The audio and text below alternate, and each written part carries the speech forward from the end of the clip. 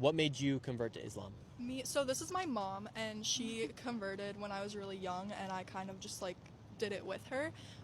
And so, I mean, I feel like my story is less of like a conversion story, but I'm super confident in my choice of being a Muslim, and I feel so happy to be this way because I feel like it just like gives me like a way to live, and I'm not just like one of these people. Like when people are like atheist and stuff, I feel like they just are like You're lost.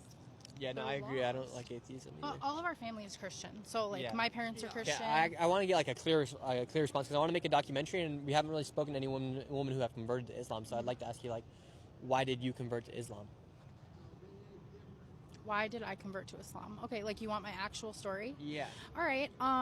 Is this gonna be like a famous story? Cause You're live right now. You got about 10,000 people watching. all right. Oh Well, my gosh. Hi. so when I was 16, I was dating this guy who was 22. His name was Jacob Roth. Yeah, Holy call him name out. drop. And he did illegal things for money, and I got pregnant with my daughter, and I was just like living the fast life. I've always been a gold digger. I still am. That's why I like being a Muslim, actually, because women have rights and our men have to provide for us. So anyways, but I'll go back to that.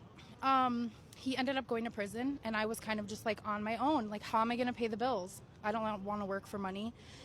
And like I said, I was a drug addict, and I just kind of hit rock bottom. And I was at Barnes and Nobles one day, and I was letting my daughter play with the Thomas the Train sets just to get out of like my mind, like thoughts and stuff. And I was reading the Quran in English, and it just seemed really interesting to me at that time. I had never met a Muslim before.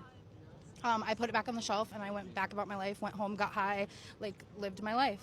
And a few weeks later, like something in my brain was like, you should go back and read more of that, check it out. And I went back to Barnes & Noble, got my little Starbucks, sat there, and I was reading it. And it was in my heart. Like, it just hit me. I was like, this is the truth. And I started researching online about Muslims. And of course, I found a lot of really bad stuff, but also a lot of really good stuff that made sense. And I decided that I wanted to live the life of a true believer and worship only God. And that's when I made the decision. But I had never met a Muslim. I was scared, actually. Scared to go to a mosque, scared to meet a Muslim. And about 9 months into my conversion, I went to the mosque for the first time, and I saw a woman wearing a niqab.